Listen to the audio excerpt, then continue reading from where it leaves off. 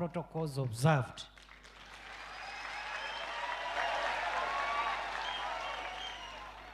Kambuke thie kaire mugeni. Muwakaire. Wacha nichukue nafasi hii niongee nikiwa wa kwanza ili niwajulishe maana na madhumuni ya mkutano wa leo. Na kwa sababu mimi ndio nilikuwa nimeitana, uniruhusu tu nianzishe majadiliano. Si namna hiyo? Ile siku mtanialika, nyinyi ndio mtaanza. Na kwa sababu mimi ndiye nimewaalika, wacha nianze leo. Si namna hiyo? Kana mtu aweta to mwanko mwekanya kwelimbia uwetelete. So next time mkinialika, nyinyi ndio mtaanza. Lakini leo wacha nianze ili nieleze kwa nini nilikuwa request mfike leo. Niseme ya kwamba wakati nilitumana kupitia viongozi wenu, nilisema ya kwamba mkutano wa leo ni mkutano wa kuongea mambo ya maendeleo ya kaunti yetu ya Meru.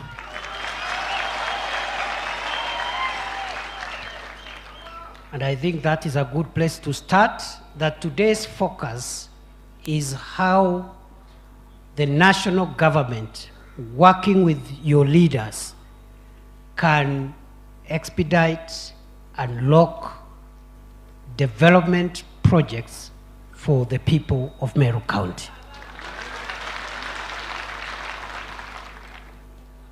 Niwashukuru kwa kuitikia mwito. Kwa sababu huu sio mkutano wa lazima, ni mkutano wa hiari. It's a voluntary meeting. And you would have chosen either to come or not to come. I thank you for choosing to come. Niwakaribisha hapa katika makao rasmi ya naibu wa rais wa Jamhuri ya Kenya. Niwaulize mjisikie nyumbani, na kwa sababu leo ni siku ya Meru County, msiwe na haraka kutoka hii mahali.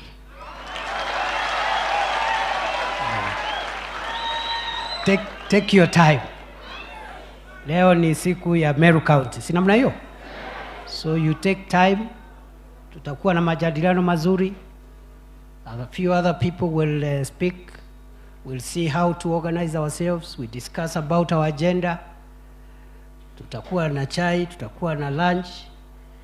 Tutarudi, tuongee. Na tukimaliza mkutano, msiwe na haraka kuondoka.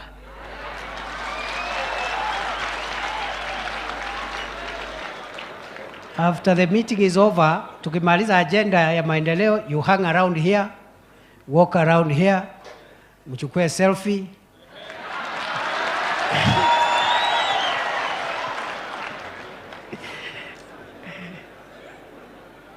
Tuko hata na swimming pool, wale Gen Z wako hapa. Tuko hapa na swimming pool. Najua wengine wetu tumekuwa wazee, lakini kuna Gen Z hapa. Tuko na swimming pool, kama uko na swimming costumes, unaweza ogelea hapa. Niseme katika manifesto yetu ya Kenya Kwanza, wengi wa viongozi wenu tulikuwa timu moja. Most of your leaders, we were on the same side when President William Ruto was seeking the presidency of Kenya. We were one team. We went in every county and discussed with the communities and the leadership and the people of each county to agree on the priorities for that county if William Ruto would be elected as president. We did not stop there. Once we agreed on those priorities, we wrote those priorities down into county economic charters, which the president signed on behalf of our party as a commitment of the things he will give priority when he becomes president under his administration. Na kwa sababu mimi ndio nilikuwa naongoza ile team ilikuwa inaandika manifesto, I am very clear in my mind yale makubaliano tuliandikiana ambao tutapea priority ya kimaendeleo katika counties zote 47. Na tukaandika kwa hiyo manifesto pale ya kwamba kila mwaka, every year, chama chetu kikiwa sasa ndi serikali kitaita mkutano wa county zote, county by county. Kila county inaitwa at the end of every year to evaluate the progress made in achieving the manifesto commitments during that year. Every year for 5 years.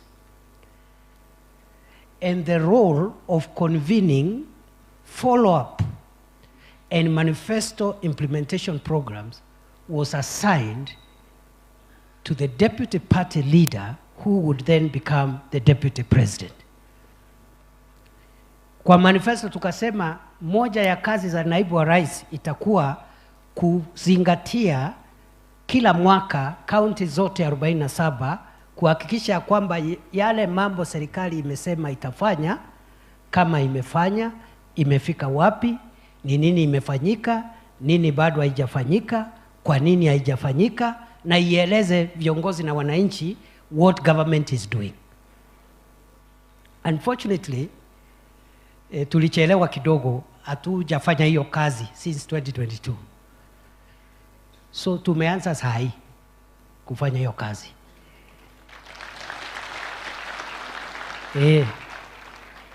So tunaomba radhi tulichelewa. We should have done that in 2023. We should also have done that in 2024. This should be actually the third one. Lakini as they say, better late than never. Kweli si kweli? Because a government must give account to the people and to the leaders of what it is doing, and to explain if there are things we said we should do and we have not done, explain the reason. We call that public accountability. So hii mikutano tumeanza sasa. I think Meru now is the 8th or 9th county. Ilianza Taita Taveta, kaenda Embu, nikaenda Kajiado, nikaenda Tharaka Nithi, nikaenda Isiolo, nikaenda Samburu. I think this is Kiambu last week, 7th. So Meru is the 8th.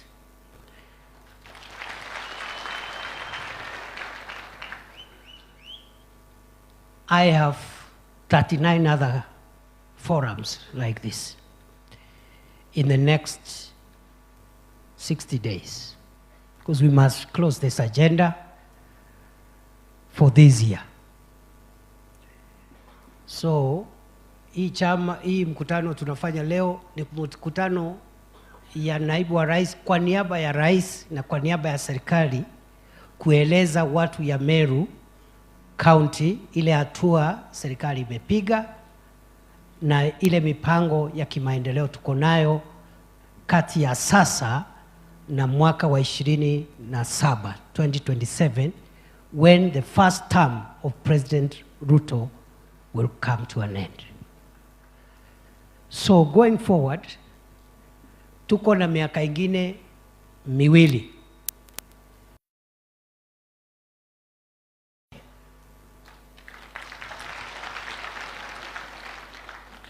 Ndio tuulizane, we were here last year, you told us we are here, where are we now?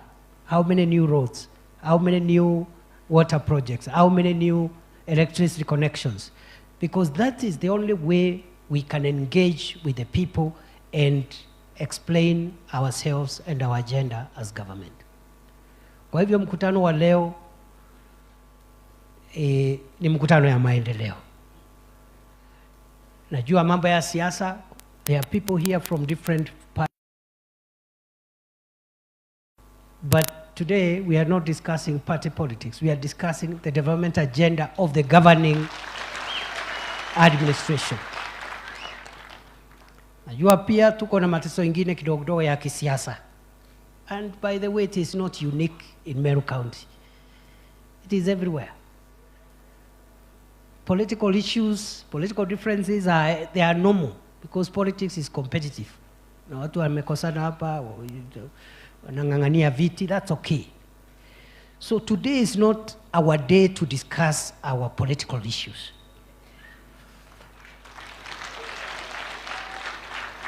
Kwa sababu, if we mix the agenda we are discussing today with our political differences, our people will lose.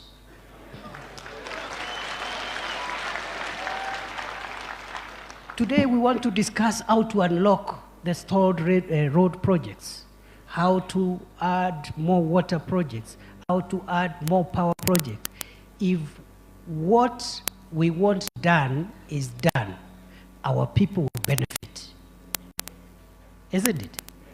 In between, they will choose somebody to be a governor, another one to be a senator, another one to be an MP, but that is a political process. It must be separated from.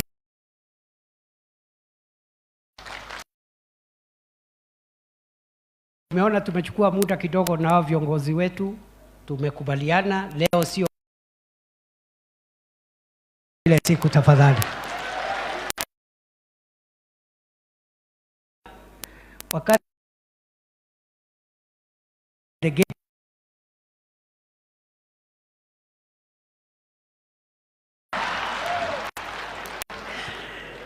because it will be terrible for the people of Meru County requested the people watu yetu hawatatusamea. They will never forgive us, isn't it? So leo mtaniruhusu sio ile siku, and unajua shida sio hawa viongozi, shida ni supporters. Ndio wanachochea ndio wanawaambia mheshimiwa lazima sijui useme, lazima uonekane. So today amkubaliani na mimi? Amkubaliani na mimi? The problem of every politician, me included, is my supporters. Hao ndio shida ile kubwa. Zao ndio wanakuchochea, lazima uonyesha misuli, abana. But in the process, if you are a leader and you allow to be excited by your followers, you lose the focus. You lose the focus. And the eyes of the people are on you because you are the leader. You must lead. So mimi nimeshukuru. We have agreed that today, let us focus on development ya watu yetu. We will have another opportunity many times to discuss many other things.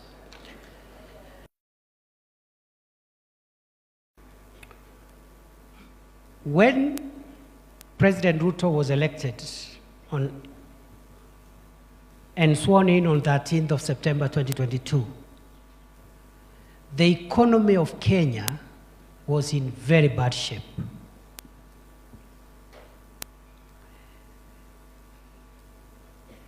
Many people, especially those who are in Azimio and other groups, they think when we say the economy was bad, we are trying to attack the previous administration. It is not true.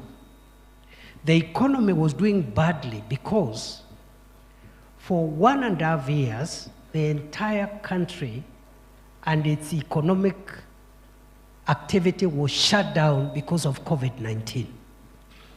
That is what destroyed our economy. Ile COVID, kwa sababu tulifungiwa kwa nyumba mwaka na nusu, karibu miaka miwili. Si ni kweli? Hakuna biashara inaendelea. There is no business. Hotels were closed.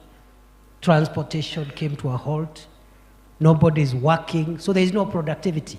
So that is what destroyed our economy. By the time President Ruto was taking over, 1 shilling was exchanging at 165, 167 to the dollar. And it was losing value every day. Food prices were increasing every day. Unga hii ya ugali, 2 kilos ilikuwa 250, 260, 240. And if food prices are high, that's a major political and economic crisis. That's why our friends in Azimio were doing those demonstrations about unga. Because food, if people cannot get food at affordable prices, it becomes a political and economic issue. For the last 2 years, President Ruto has worked extremely hard to turn around the fundamentals of macroeconomic stability, in the sense that the broad economic variables that influence the cost of living, which were going haywire, are moderated today and they are under control. Let me explain.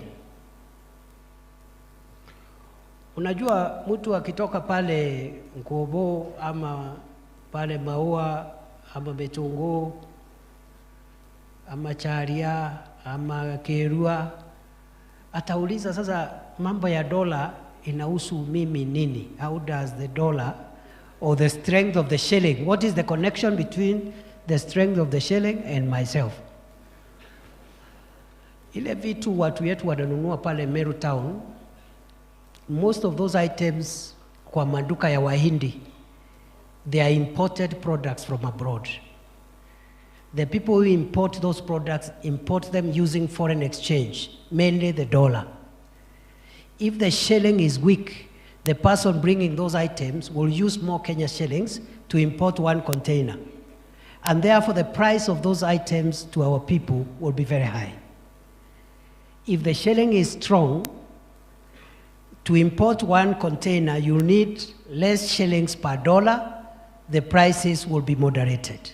That is the connection between the common mwananchi and the strength of the currency. If the shilling is strong, the shilling will have more purchasing power, and the products that come, that are required in our household, will cost less.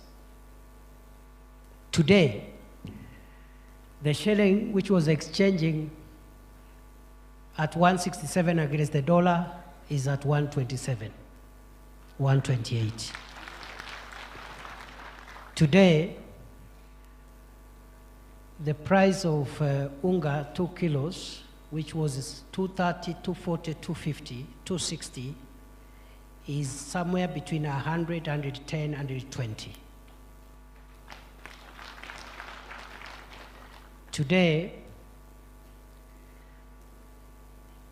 the inflation, the escalation of prices of essential commodities, which was at 9.6% monthly, is now 3%, 2.9%, 2.7%. Interest rates for our business people. Najua ule mtu ako na kabiashara kake somewhere hapo Meru, ameajiri watu 3, 4. They need affordable credit to expand their micro or small business so that they can employ a few more people. Interest rates were very high. You have seen today interest rates in the commercial banks have started coming down. All those interventions, reducing interest rates, reducing inflation, strengthening the shilling, reducing food prices has not happened by guesswork. It has happened by hard work of President Ruto and his administration. Very painful decisions we had to make. So the revenue we were collecting, we were applying it to stabilize food prices, to stabilize fuel prices. Remember, fuel prices had gone up to $2.17 a liter. And today now it is in the region of 165, 167. So that is what has taken our 2 years. Heavy lifting, hard decisions. And today, what remains now for the remainder of the term, 2.5 years now, is now to build on that strong foundation of a strong macroeconomic performance to roll out programs and projects that will easily now increase the amount of money in the pocket of the individual. Hiyo ndio biashara tumebaki nayo. Si tulisema pesa mfukoni. But you cannot have programs for increasing household incomes when inflation is escalating, when the shilling, the currency is weakening, when interest rates are high, when food prices are high.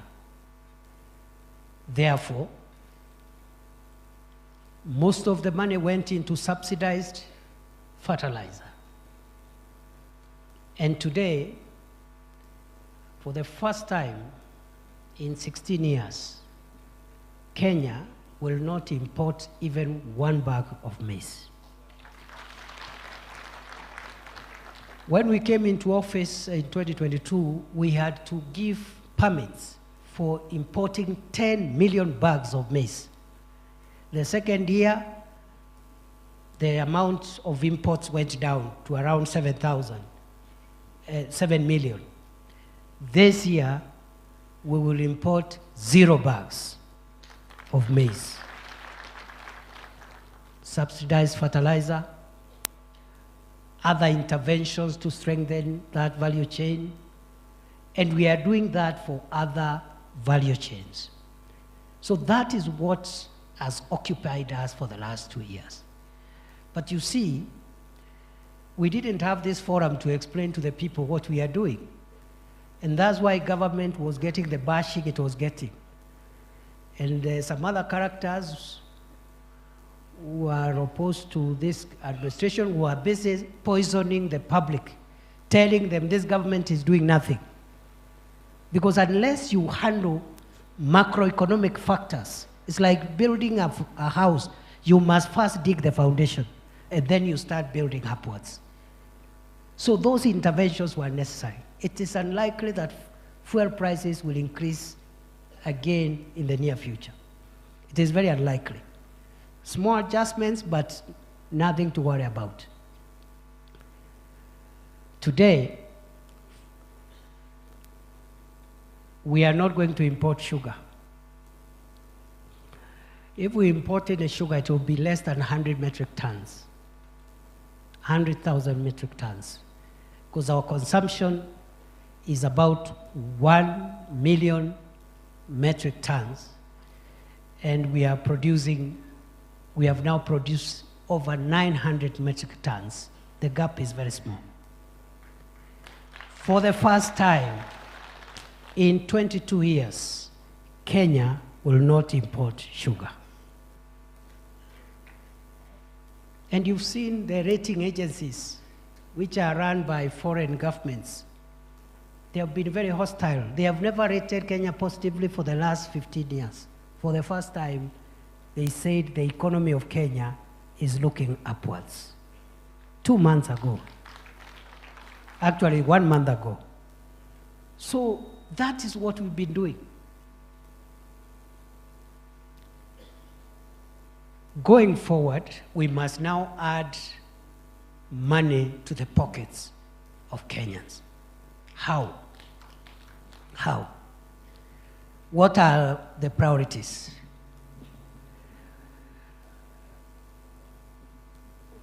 Our priorities are in 5 pillars, and I've already disposed the first pillar, macroeconomic stability. The first pillar of this government is to ensure the prices of essential commodities, the prices of fuel, the prices of basic household items do not keep on escalating, interest rates decrease, inflation also is under control, and the Kenyan shilling, our currency, remains strong. Because if there is a reversal on those indicators, we'll go back to where we were in 2022. Mafuta ikipanda tena, unga ikipanda, bei ya bidhaa muhimu ikipanda, tutarudi mahali tulikuwa. So we are keeping an eye on macroeconomic stability to make sure that there is no reversal of the gains made so far. Na hii interest rate umeona Equity Bank, Coop Bank, KCB, they have reduced interest rates by between 2 and 3%. Next month, it will come down again.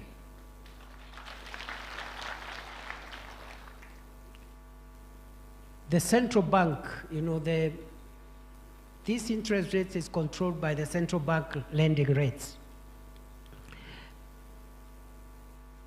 Banks were not lending businesses money because government was borrowing that money. Now we are not borrowing that money. So the banks will be forced to come and look for customers to give credit, the way it was in the first years of Mwai Kibaki's administration. So that's what we are doing, macroeconomic stability. Number 2, because I said there are 5 pillars, it is working on the value chains, the production, marketing of the value chains where the majority of the people of Kenya derive their daily income. Where do the people of Kenya get their daily income from? Agriculture. Somebody is either a farmer, livestock. They keep livestock either for meat or dairy. In some counties, they are fisher folk. They are fisher people, fishermen. The blue economy, the fisheries, and the economy of Kenya, about 80% of the people, they derive directly their income from those very primary sectors: agriculture, livestock, fisheries, and perhaps mining activities. We call it the primary sector. So we have spent the last 2 years, and we are going to spend the next 2.5 years increasing the value and the income of our agricultural production. And that's where Meru County comes in, because Meru County is largely an agriculture county. In 2022, the country earned 158 billion shillings foreign exchange from tea. In 2022, the country earned 158, thereabouts, billion shillings from the sale of tea. In 2023, the figure rose from 158 billion to 181 billion. In 2024, the figure rose again from 181 billion to 211 billion. That is tea. Coffee. In 2022, the sale at the coffee exchange, commodity exchange, are 50 bag of cherry. The average price in 2022, a bag of cherry was in the average of $160 per bag. That figure rose in 2023 from 160 to 180, not 160, 180. It rose from 180 to an average of $225 per 50 kilogram bag of cherry.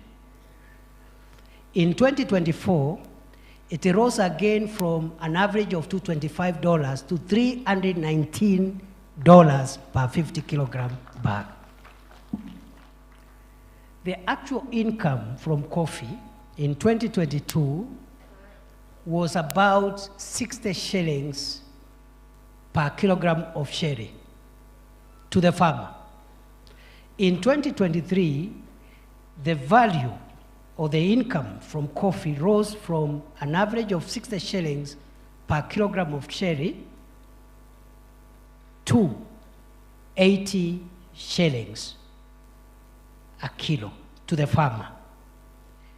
In 2024, the figure, which was at 80, rose to 101 shillings per kilo.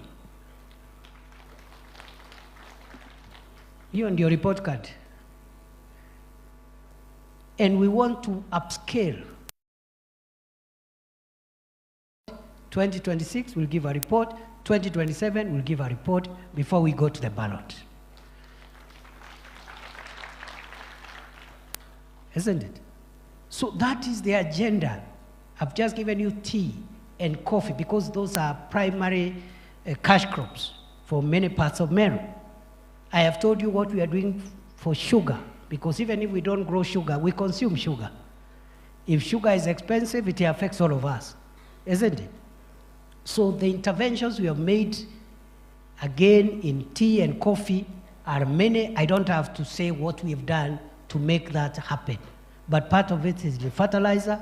The other part is in organizing governance, bringing new law, and handling the bottlenecks that were restricting good value to farmers. And we are not done yet. We have a lot of unfinished work. Nimesema mambo ya sugar. Now we are sugar sufficient. They are even getting bonus for the first time. Sugarcane farming was introduced in Kenya in 1922. The first time sugarcane farmers got a bonus was last month under the leadership of President William Ruto. They don't even know what a bonus is. The workers were not being paid. The staff were not being paid. All the factories had closed. Now the factories are back. Production is high. Workers are being paid. And they are even getting, the farmers are getting not just their payment, but also bonus. I can go on and on and on. We have about 17 value chains. Many of them are value chains relevant to Meru County. We are working on the lower areas on cotton. We are going to bring back the ginaries before the next election. Because the lower parts, for example, of Central Imenti, there was a ginary there called Gaitu. Another one in Mitungo, in lower South Imenti.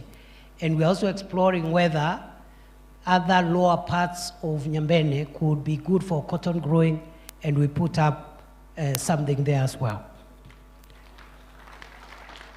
We are working on so many other value chains. I don't have the time to tell you all the agricultural value chains. I will tell you how we will do follow-up, because this meeting is not enough for me to elaborate all the interventions.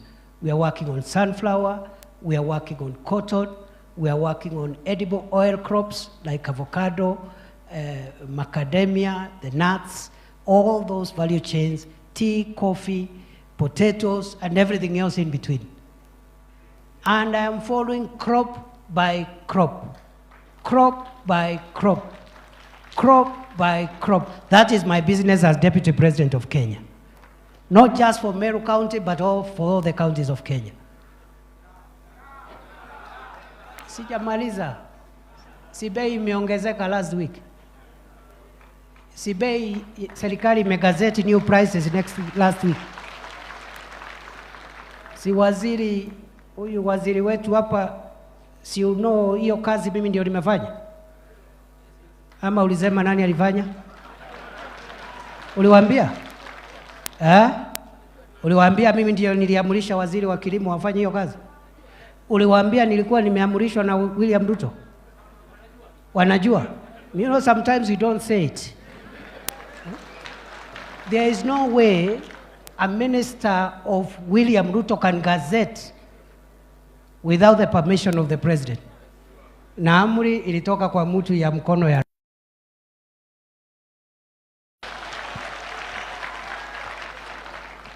yeah. Hii mambo mingi tunafanya hata hatusemangi. You don't say, you just do. You don't have to say, you just do.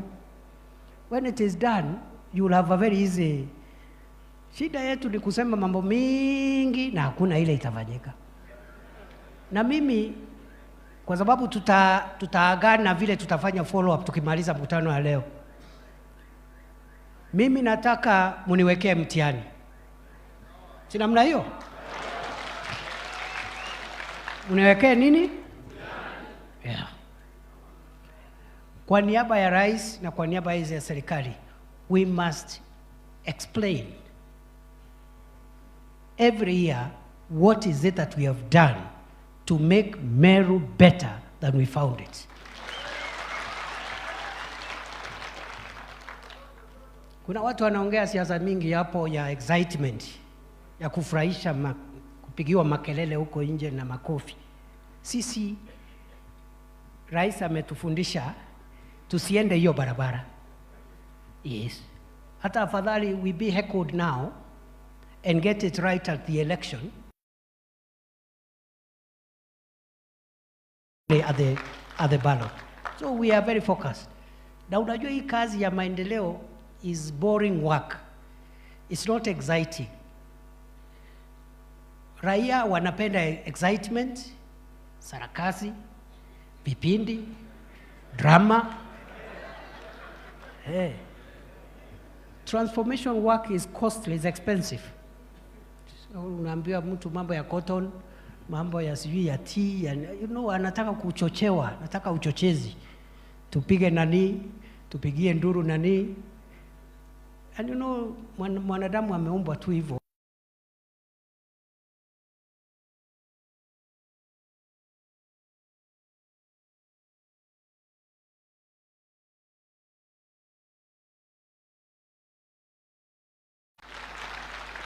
Very simple. Ndio nasema mimi ni jirani yenu. Mimi natoka hapa nyumbani tu, I'm one of you. Si namna hiyo? The only way I can be valuable to you is you ask me, what is it that we can say you have assisted us to unlock as Deputy President of Kenya for the people of Meru?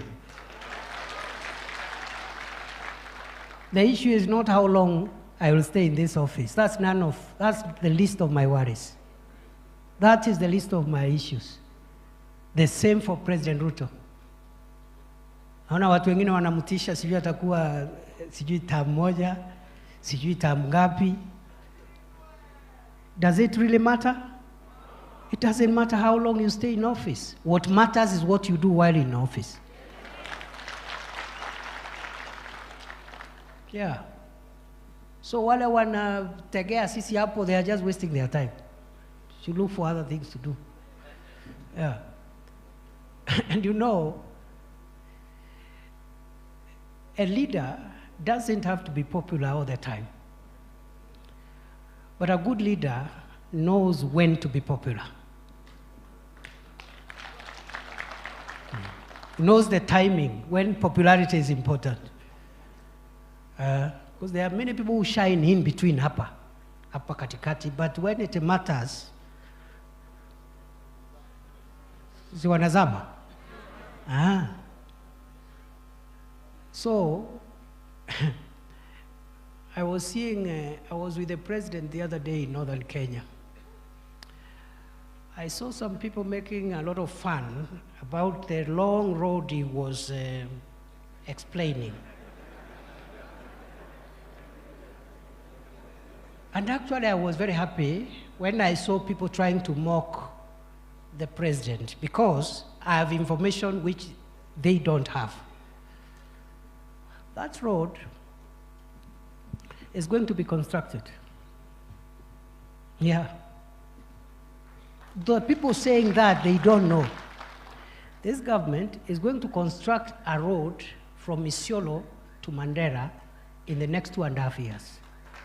There are 11 contractors on the ground as we speak, each with a stretch of about 100+ kilometers. Some sections, 40%, 50% is already tarmacked. But because the person making just ako kwa simu hapo, ajui Samata ni wapi, ajui Kotulo ni wapi, ajui sijui ni wapi. So anafanya mzaha. And you know, when 2027 comes and we go to account, we will use that road from Isiolo to Mandera. That's how you open that part of the country. So msiwe na wasiwasi. Msiwe na wasiwasi. Msiwe na wasiwasi. Niona wengine wananifundisha kazi. Unajua kaa hivi, Deputy President nakaanga hivi.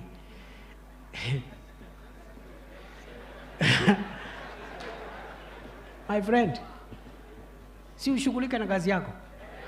Yeah, shughulika na kazi yako, my friend. Yeah. When that time comes, si mimi ni Deputy President. Mtihani yangu sio ya rais, itakuwa ya deputy. Ama si mtu ya form 4 anapewa mtihani ya form 4. Mtu ya university anapewa mtihani ya degree. Mtu ya form 1, mtu ya primary, mtu ya PP1. Mimi ni deputy rais. Mtihani yangu ni ya deputy rais. I will pass with flying colors.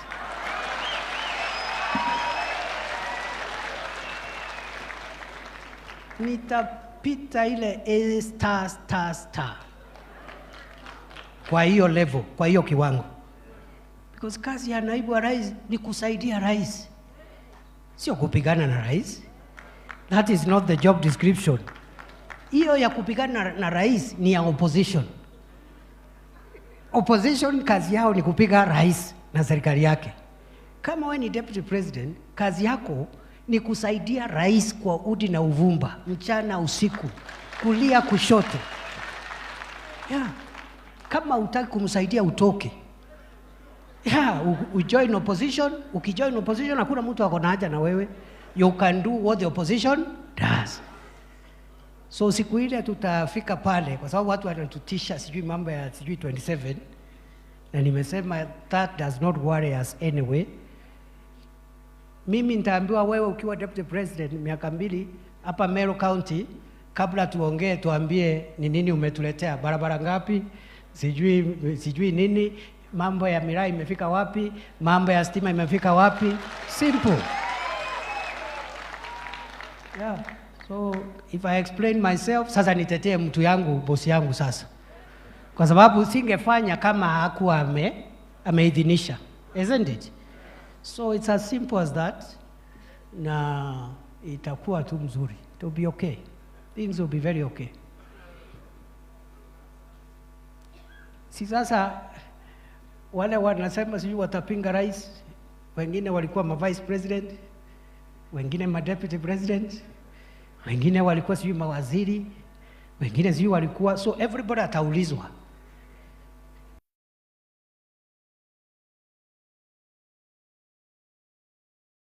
Alikuwa deputy president, mama vice president, mwaka 5, mwaka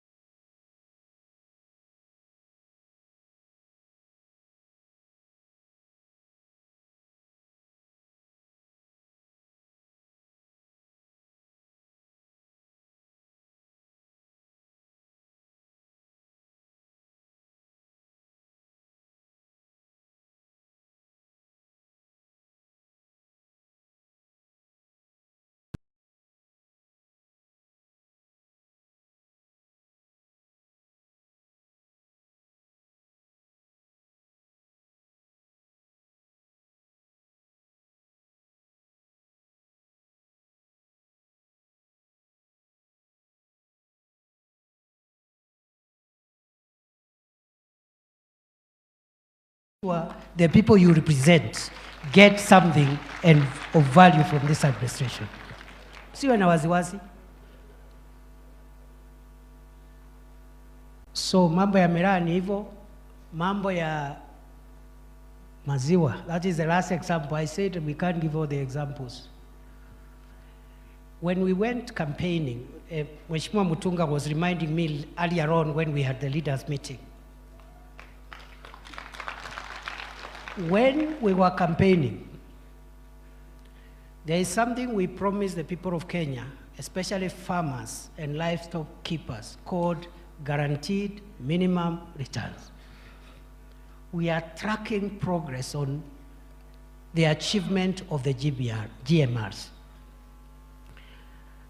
Ya maziwa, we had set it at how much? At 50. We found it at 33. We are already at 50. In fact, we want to surpass. We want to surpass our own target. So, value change is the second pillar.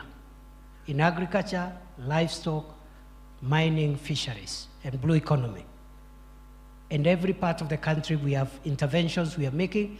This will bring more money to the pockets of Kenyans. That is the target.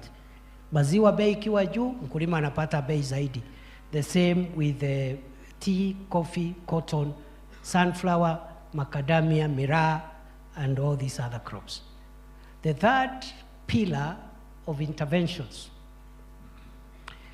is providing the support infrastructure that will make the value chains generate wealth and incomes for the people of Kenya. What is the support infrastructure? Roads, electricity, ICT connectivity because of e-commerce, water, industries. And that's why we are doing the county aggregation and industrial parks in every county. Dignified markets where people can do business in an orderly way. So this infrastructure of roads, electricity, water, ICT, special economic zones, county aggregation and industrial parks, and so forth, and markets, we are on top of things. God has been gracious. The economy has recovered. We now have money. And I want to announce, we will revive the stalled road projects in Meru County. So leo, hakuna haja hata muniambie sijui senti kunene, kwenda Miamponi, sijui ingine. Those roads, natembea nazo zikiwa hapa. Okay? They will be revived. They will be revived. Now, tafadhali, tuambiane ukweli. These roads were begun in President Uhuru's time, isn't it?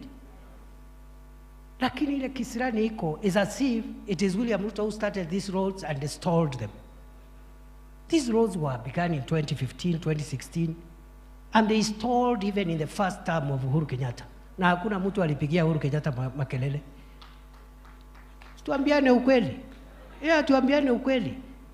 Some of them, like zile kule Tharaka Nithi, I'm the one when I was Senate Majority Leader who launched most of them. The others, President Uhuru came himself with his deputy. The inter-county ones, like hii ya Geaki Miamponi, tulifanya na Daudi. Tulitumwa na Uhuru Kenyatta, tukafanya na Daudi. Ile ya kuteremukia hapo kushikanisha Tharaka na sehemu hii ya Imenti North. Lakini ile kelele rais anapigiwa is as if those roads were started yesterday and they stopped. Well, umesikia Uhuru Kenyatta anapigiwa makelele Meru? Kwa nini? He was president for 10 years. Yeah. The second time hata hakukanyanga Meru, the entire 5 years. But we still our leader, there is no problem. We are not blaming him. But why are you blaming President Ruto? And we are accounting for, we are saying this is what we are doing and this is what we are doing. And you can see some of the effects of our efforts are bearing fruits. Why don't you give us time? It's not fair. We will revive the stalled road projects. Na hiyo ni kazi yangu. Sio ndio mtihani moja? Sio ndio mtihani moja? Bas. Mungu ametujalia, maadui wetu walikuwa wametutegea hapo kwa barabara. Lakini sasa tumepata pesa. Tuko na pesa. Because where the money was going to stabilize those macroeconomic things, it's not necessary now. Tuko na pesa ya kutosha ya kurevive stalled road projects. Na tumesema before we start new ones, let us complete the old ones first.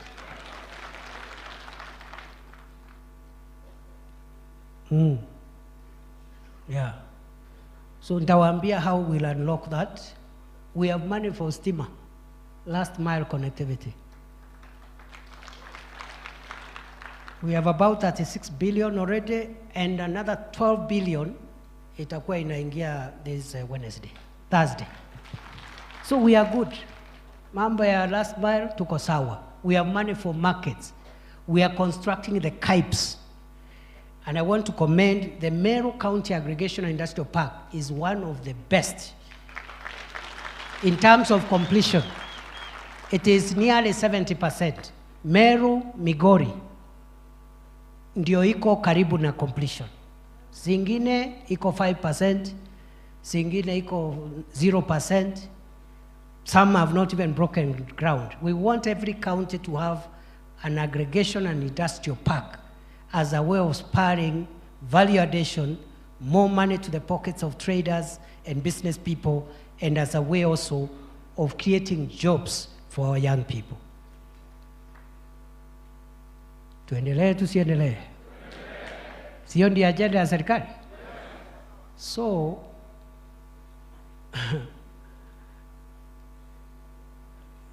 support infrastructure. We are doing ICT apps. That program is a bit delayed. We are trying to unlock it, of making sure every ward there is an ICT app. To create digital jobs, e-commerce, and make good use of our young people, even as they look for employment. Some of the jobs are available if they have access to online internet facilities. So other than the support infrastructure, I've told you, I think we have about, how many markets are being built in Meru now by the national government? About 14. There are very many. So nitakuja kuziangalia. I'm coming to inspect progress. Ndio isikwame. Hiyo ndio kazi ya Deputy Rais. Hiyo ndio kazi ya Deputy Rais. Ndio ikikamilika mwenyewe akuje afungue. My brother Mporo was reminding me, kuna soko rais alisema hapo Murika, hiyo sasa sio kazi ya rais, ni kazi yangu kukuamua ikikamilika rais akuja afungue. Si namna hiyo? Zile barabara nimesema mimi nakuja, contractor akikuja nakuja namleta, ama naangojea anaanza kazi na inspect. Hata kuna moja mahali nakuja kuinspect in the next 2 weeks. Kwa sababu ilikuwa imekwama na tumepata pesa ya kukamilisha. I just asked the treasury kulipa that contractor today. So nakuja na inspect, ikikamilika sasa tunaita rais anakuja kufungua. But in the past, badala ya tusaidie rais, sisi wenyewe ndio tunampiga. His own team. A house divided cannot stand.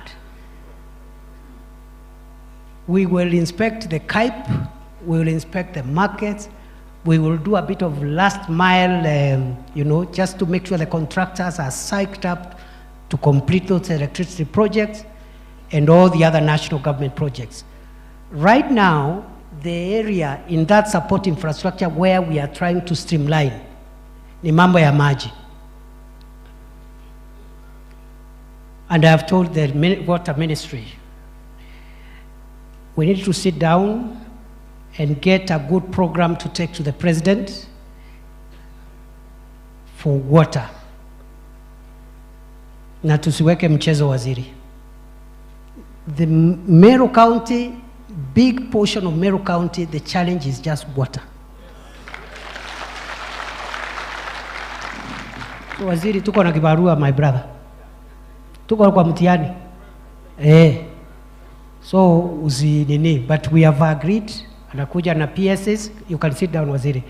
Atakuja na PSS, we have a good program for water in Meru and other parts of Kenya, all the counties of Kenya. We have managed to unlock roads and electricity, but we need some homework to unlock resources for water. Na hiyo kazi tutafanya. Number 4, the 4th pillar is job creation. Hiyo ndio inaleta pesa kwa mifuko ya wananchi. Macroeconomic stability, value chains in agriculture, livestock and fisheries. Thirdly, it is support infrastructure, roads, electricity, and all the pipes and markets. Number 4, job creation. Job creation. We are trying to create as many jobs as we can for the young people of Kenya. And we want to make sure every county has equitable access to job opportunities created through the effort of the government of Kenya. So we are creating jobs locally through the normal public sector opportunities, but also growing the private sector so that it can employ more people. We call that program Kazi kwa Ground, Kazi hapa kwa ground. Public sector and private sector employment, job creation and employment opportunities. But we also have the housing program.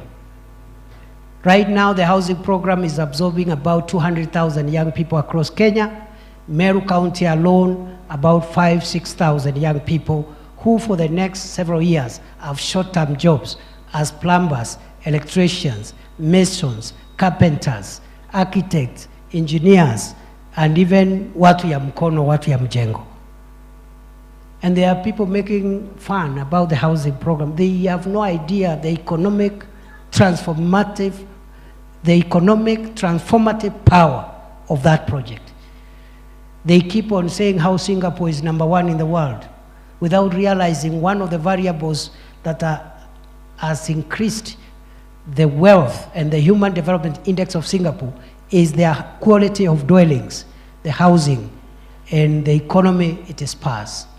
So the housing project is on. We are creating jobs through the housing program, public sector employment, private sector expansion to create more jobs, kazi kwa ground. Hata hizo markets na pipes ni vijana wetu, wanafundi wetu, ni carpenters wetu. But we are also creating jobs digitally. That's why we are investing in the ICT hubs. And finally, we are saying young people who have qualifications and they are yet to find jobs at home. We are looking for jobs anywhere in the world. Young people can go work from anywhere, invest in our country, save money, and they are always welcome to come back and build their country when they want to return home. So the PS for Labor, the PS for Diaspora Affairs, they are working on Kazi Maju program. And we'll have an explanation. Na tumeambia huyu msichana wetu Roslyn Job, she will account for all the 47 counties, how many jobs we've created abroad for Kenya, na tutamuuliza Wameru wangapi tumepeleka huko. So that we account for ourselves.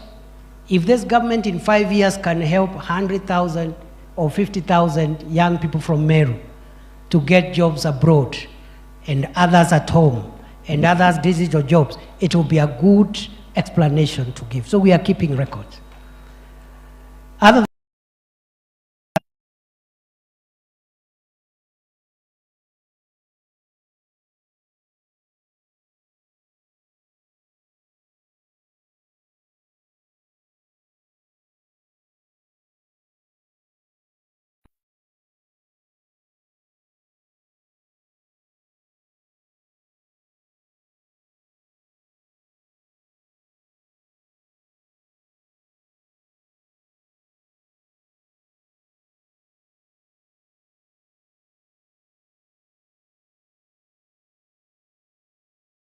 education.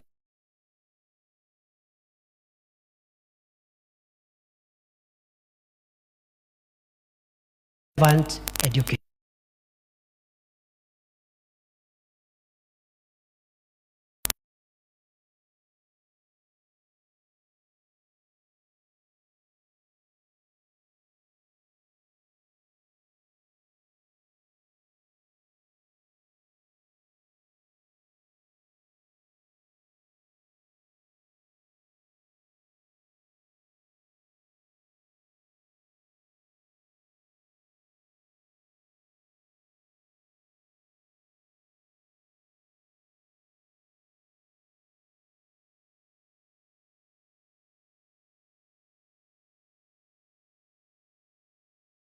Which is fighting.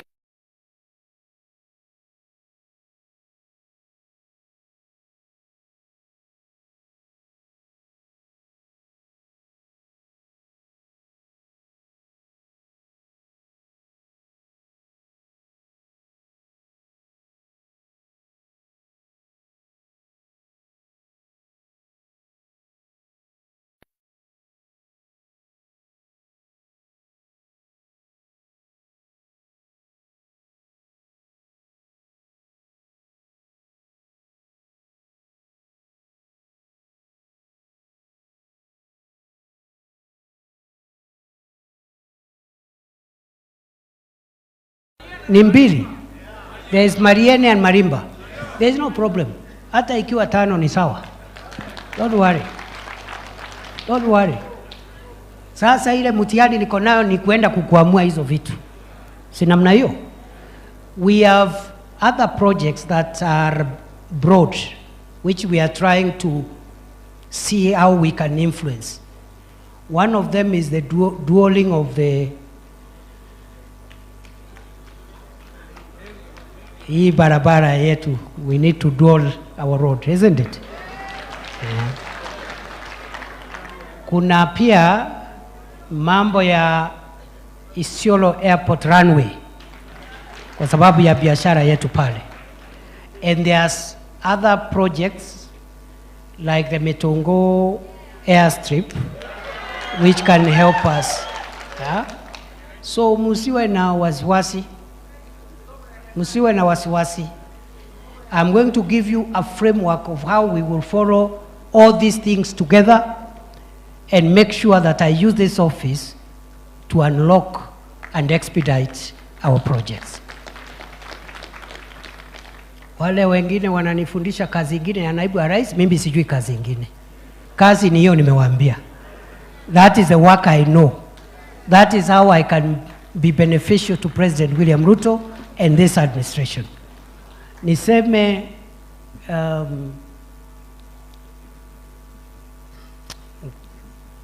ntikoenda mnokwaria na kinyumbani unto it's an official function.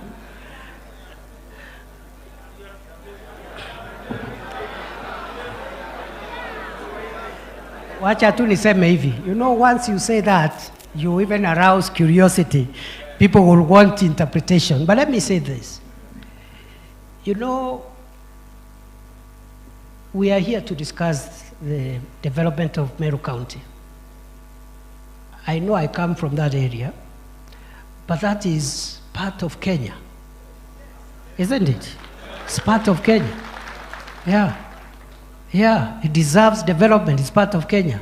The fact that the deputy president was born there is not an issue. It's not a problem. Because other leaders were also born somewhere else. There's no problem. Yeah? So, kuna watu wanafikiri sijui tunaogopa kusema mahali tumezaliwa. The only thing where I don't agree with some people, there are people who are telling us that for us to develop the places maybe where we were born or grew up, we must isolate and discriminate against other parts of Kenya. Is that the route you want Kenya to take? So I am Deputy President of Kenya. I will support the development of every part, every county of Kenya, including Meru County, including Tharaka Nithi County. Si namna hiyo? It's as simple as that. And you know, some of the big development projects we saw during the time of the late Mzee Kibaki, during the time of President Uhuru, you've seen some good development projects in many parts of Kenya, including our region. See, Thika Superhighway ilifanywa na Mzee Kibaki. Akaturahisishia safari between Nairobi and Keno. But he also did other mega projects in Western, in Nyanza, in Coast. But he also did one for the central region, including ourselves. Because our journey now is shorter, and even if we have to draw from, we will take it from Makutano, kuipeleka pane ya Embu, isn't it? But these things, President Kibaki did without any tribalism. Hakuna hata siku alisema vile anapenda Wakikuyu. Hakuna hata siku moja. Hata ungeenda kwa Kibaki ukiwa umetoka hii region yetu uanze kuongea Kikuyu, Kibaki would have slapped you or asked that you leave. But he did many things that profited the people of the region where he came from, without climbing trees to announce how he loves the people.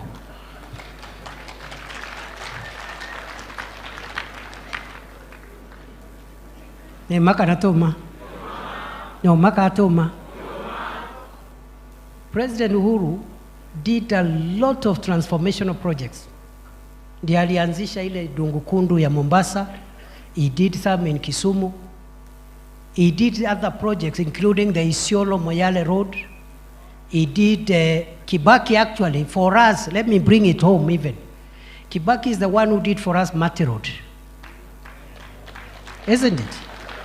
Kuna siku ulisikia Kibaki akisema vile anapenda watu ya Mount Kenya, sijui watu ya Meru. He used to talk about Kenya. And he did what he did for various parts of Kenya, including our area. President Uhuru also did a lot of projects across Kenya. But one of the projects that is home, is nearer to our region, the dual carriageway which Mzee Kibaki left at Keno, aliisukuma ikaenda mpaka Marwa. True or false? Najua tukifika pale Makutano tunapiga kona, lakini bado alitufufishia safari. Kuna siku ulisikia Uhuru akitangaza bila anatupenda? Si alikuwa anasema anapenda Kenya yote? Na alifanya that in other parts of the country. So hii ukabila, mtu asikudanganye ati ndio uonekane wewe ni maarufu, unaenda kupiga kelele ya ukabila na uko na nafasi ya uongozi katika taifa. It is wrong. It is unconstitutional. Sijui kama tunaelewana? Yeah, that is the ideological differences we are having with some of our colleagues. Because they want us to shout, oh, I'm doing this, I come from here. But today, Wameru wanaishi kila mahali katika nchi ya Kenya. So if you develop everywhere, you are also supporting our people there. Wakati nilikuwa minister wa security, I spent a lot of time in some of the hotspots. I came to Meru North severally. I may not have come much to the other parts of the county because the security challenges were less. I spent time in North Rift. I spent times in Lamu. Ukienda pale Lamu, half of that county ni Wameru, Wakikuyu, Wadharaka. They're the ones who live there. So ukipeleka siasa ya chuki na ukabila, you are endangering the peaceful coexistence of the people you claim to be speaking for who live in those kind of areas. Ndio uliona kuna siku mimi nitakuja hapa kusimama kuongea mambo ya ukabila ati niwaambie vile nawapenda. Ati tangaza vile unatupenda. Mimi nitangaze aje sasa? Why? Yeah. But on the other hand, nimewaambia Meru ni Kenya. Meru si ni Kenya? Si mimi ni deputy president ya Kenya? Si Meru ni Kenya? Bas, hiyo tosha. Hiyo inatosha. Yeah. Ati ho sijui sijui nini. Now, I wish the people who want to sell tribalism to us could explain to us what they did with their possessions when they had those possessions. Na ikifika hiyo ndio itakuwa, that will be the contest. Contest ikifika itakuwa wewe toa nini yako na wewe toa achievement yako. That's all. Mtu atajaribu kuongea kosa ya kusema. Yeah, so we are good. Musiwe na wasiwasi. Mimi nitakuja mashinani because we need to unlock some things before the president comes.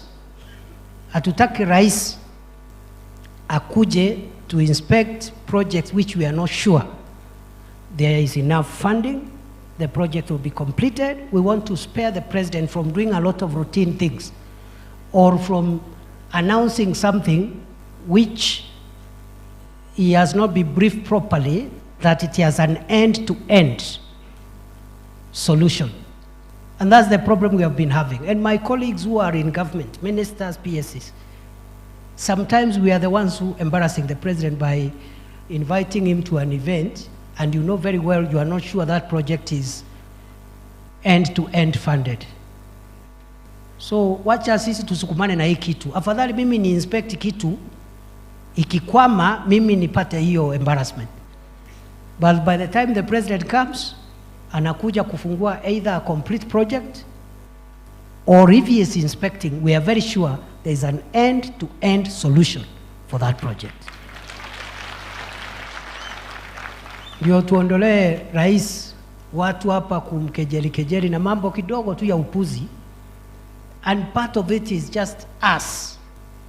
Sasa tuko hapa na wakubwa, ma-PSs wako hapa, tuko na CS hapa, tuko hata huyu jirani yenu huyu Dr. Kanga, ile mambo mnasukuma hapo ya National Park. Huyu ndiye mkubwa ya National Park, we Kanga. Resolve that issue ya Meru National Park hapo. Si tinikwambia hivyo? Yeah, Keti, you don't even need me. Tafuta viongozi wa Meru, what the county government wants done, so that Meru National Park brings some revenue and what have you to the local, to the county government. Go and work out a win-win solution, because we are doing it for Masai Mara, we are doing it for Savo. Why can't we do it for Meru National Park?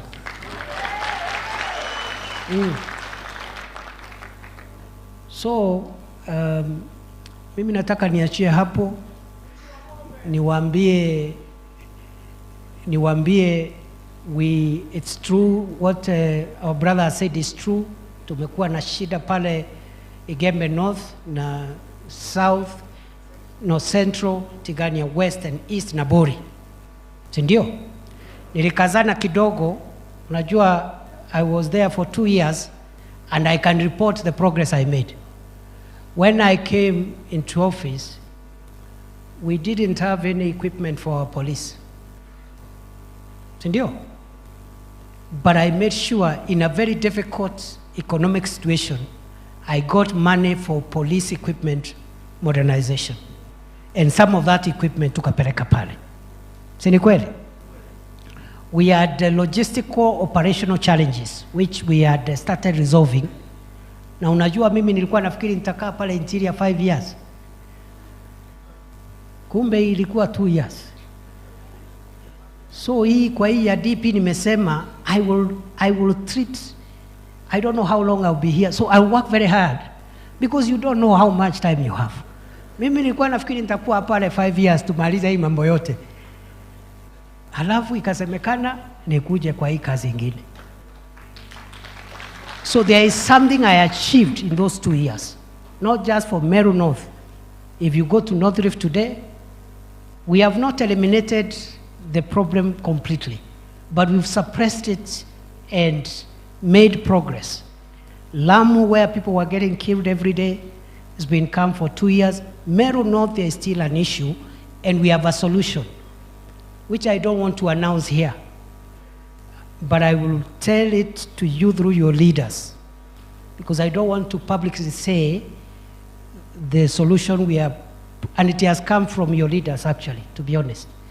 So we have a solution of creating a buffer zone in that area to make it impossible for cattle thieves to penetrate and come to our region. But because it's a sensitive security matter, I don't want to announce it here. Let it be known we have a solution. We are going to complete the remaining part in the fight against banditry and cattle rustling. I have also requested the State Department for Livestock to factor in some of the most affected families in the restocking program that we are doing across Kenya. So factor in hapo hiyo sehemu yetu, some of the most affected families, they may not be restored to the situation they were in, but at least of interventions to help them restock and restart their lives.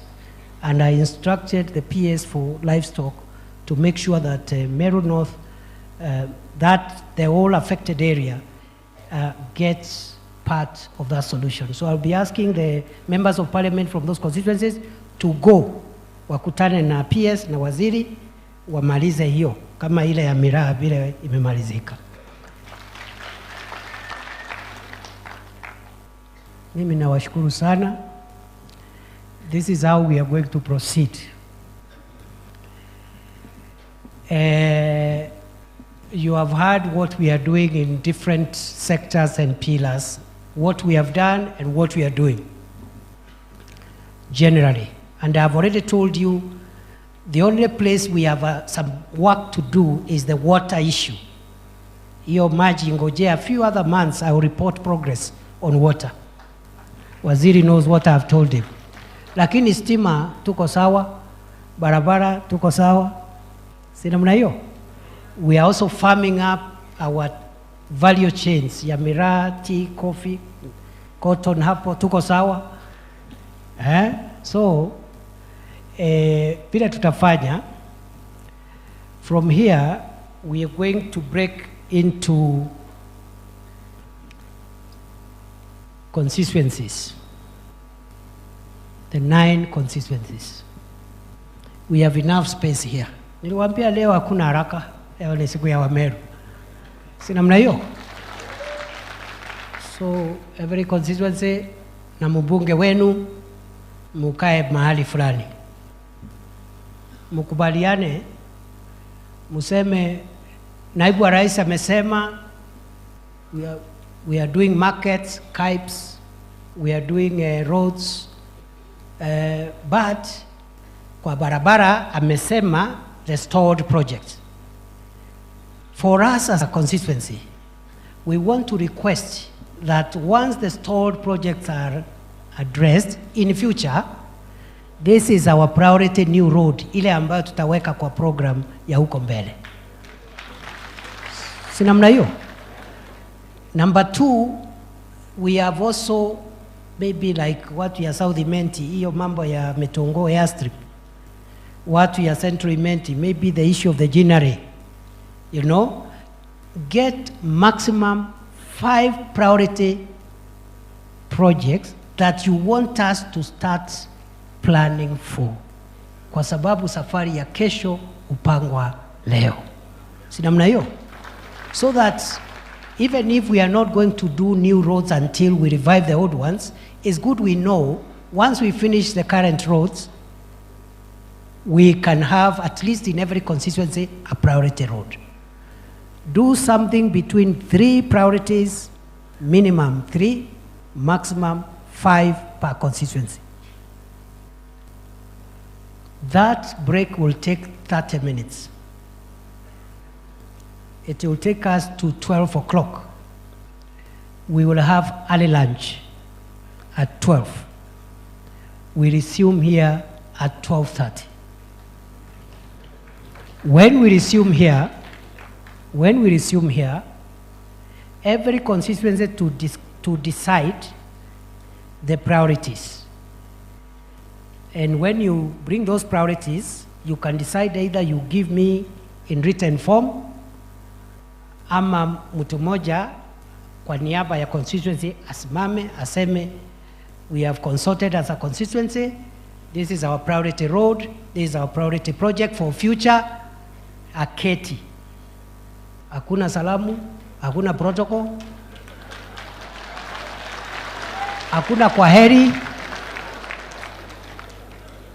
Na tuelewane please, eh? You know, I'm spending 4, 5, 6 hours with you today so that we help each other unlock the development agenda of our county. Si namna hiyo? Sio ati sikuwa na mikutano mingine. So please, do not hijack this meeting for any other reason. So ule kama ni mbunge ataseme mwenyewe ama mtu mwingine ikubalike, na isikuwe mtu anakuja kusoma hizo resolutions hapa ni mtu wako na vita na viongozi, anapigana na viongozi kila siku. Because today is not the day for that.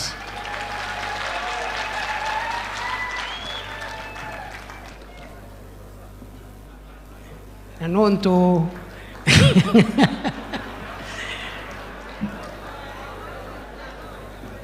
nonto ndwenu na ibombije. Tunamna hiyo?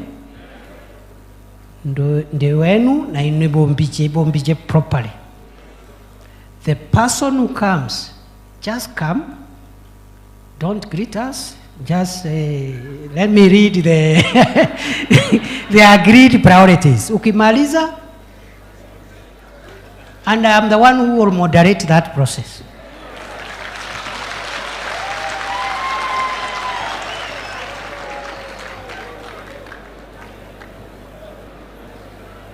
Because everybody in this hall today, order. Imbije kuiboba kuibangite.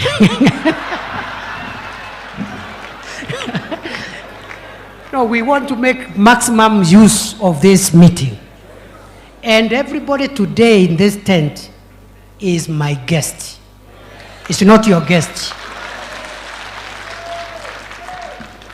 When you call your meeting, we will come as your guests. You will treat us the way you want. So please, you cannot come here and use my platform to attack any of my guests. Because you are also my guest. Because you are also my guest. Sinamna hiyo? Yeah. But as soon as we finish, tukitoka, you can now waroke gwaba no yokia madokana hapo kuidete boka yokia madhaga boka choka ndoene. Tuende na hiyo barabara? Tuende na hiyo barabara? Because this is a very important meeting. We cannot trivialize it. None of us is permitted to trivialize this meeting, including myself. Including myself. I cannot misuse this meeting. Sinamna hiyo? So, kuna watu hapa nikiwaangalia walikuwa na plan kidogo. Lakini ni sawa, there is no problem. There will be a day for that. So once the presentations end, we will take resolutions. This meeting must have resolutions. Sindio? So we'll take resolutions of the meeting. After we take resolutions, nitawaambia vile tutaambiana kwa heri, but we will recognize all the leaders present. We will recognize all of them. All of them, we will recognize all of them. Na kama kuna mtu ametuma apology, tuambiwe so that we record the apology.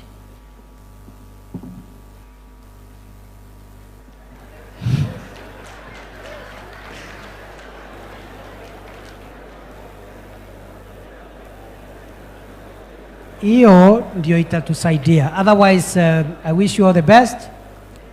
Mimi niko available. Make use of my office. Make use of my time. Make use of anything that you can make use of, so that as Kenya develops, Meru County is not left behind.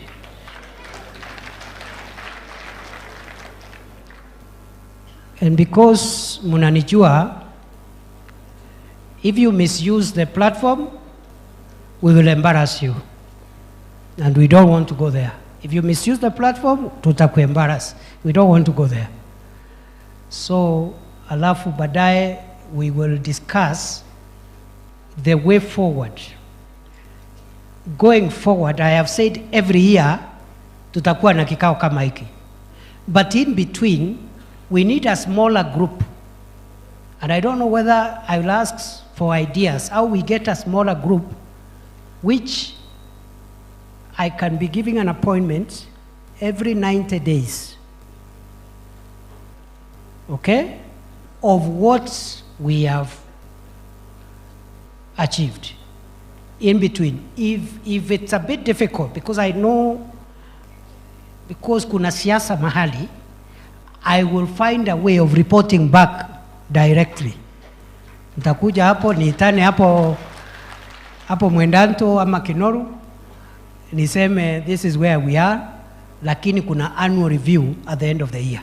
I'll find a way of reporting back, but I would like ideas during the break. If we can have a small team, non-political, and please don't try me, musinijaribu. Ukileta utoto, nitapita na wewe. Yeah. Yeah. I am a man on a mission. Yeah, I know what this country and this administration is expected to achieve, and we don't have time. Mimi mwenyewe sileti personal issues. Kwa nini uniletee personal issues zako? Yeah. So if there is a way we can have a smaller committee of people who are not here to discuss another leader, that is not the agenda. Maybe you can have a professional, maybe the PSAs who are from the region can be part of it, some other one or two people. The elected leaders, there is very little you can do to somebody who is in office. If somebody is a member of parliament or an MCA, until they are removed through a vote or whatever, we'll have to manage so that we move forward. So, mutani advise hapo mwisho, we'll need a resolution on a 90-day reporting mechanism for me, because I don't want to wait until the end of the year. I need to report progress along the way. Tuendelee namna hiyo? Tuendelee tusiendelee? Tuendelee tusiendelee? Mutaunga mkono serikali ya kitaifa ili kuinua mambo ya maendeleo katika kaunti ya Meru? Are you sure? Kuna watu wanaandika kwa mitandao ati kuna watu pale Meru hawataki anything from the national government. Wanasema wanangojea kuna serikali nyingine itakuja huko mbele. After 3 years, they are waiting for that government. Mumeamua hivyo? Ati tukae, hatutaki barabara, hatutaki chochote mpaka tungojee serikali nyingine? Are you sure? Kuna watu wanatuadvise hivyo. Wanasema hii tungoje hii serikali, kuna serikali nyingine inakuja. Nasikia iko na Kalonzo, iko na Wajakoya, iko sijui na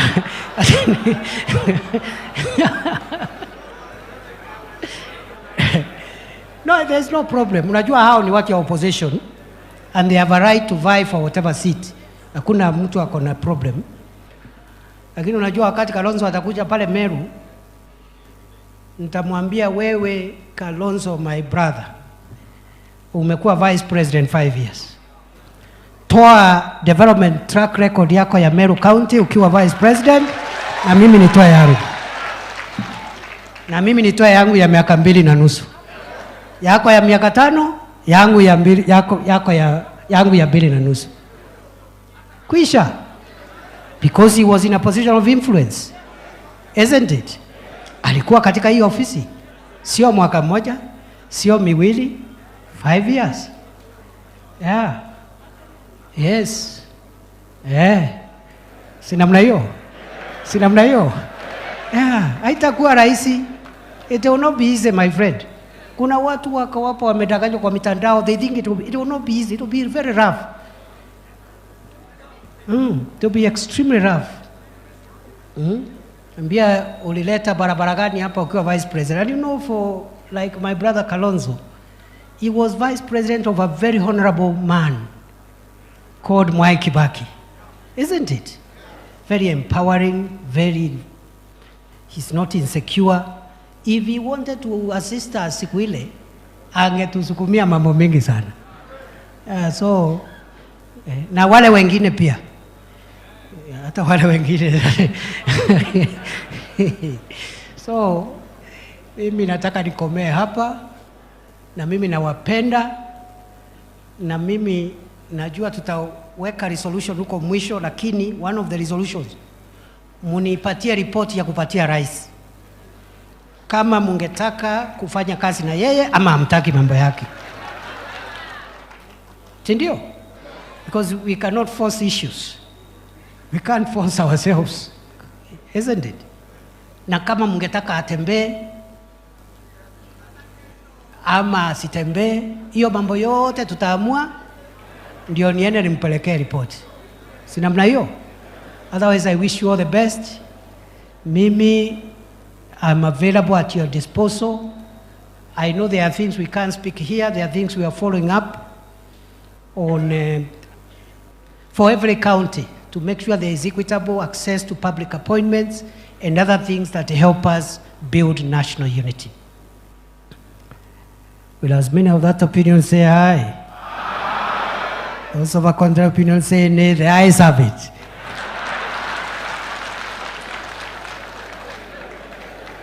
Let us take a break. We resume at 12:45 after lunch. But first, do 20 minutes consultations on the 5 priorities. When we resume at 12:45, we start reporting from minute number 1. Asante sana. God bless you. God bless Meru. God bless Kenya. Asante sana. Tusimame juu bila kuondoka mahali tumeketi kwa sababu ya uelekezi unaofaa. Tafadhali.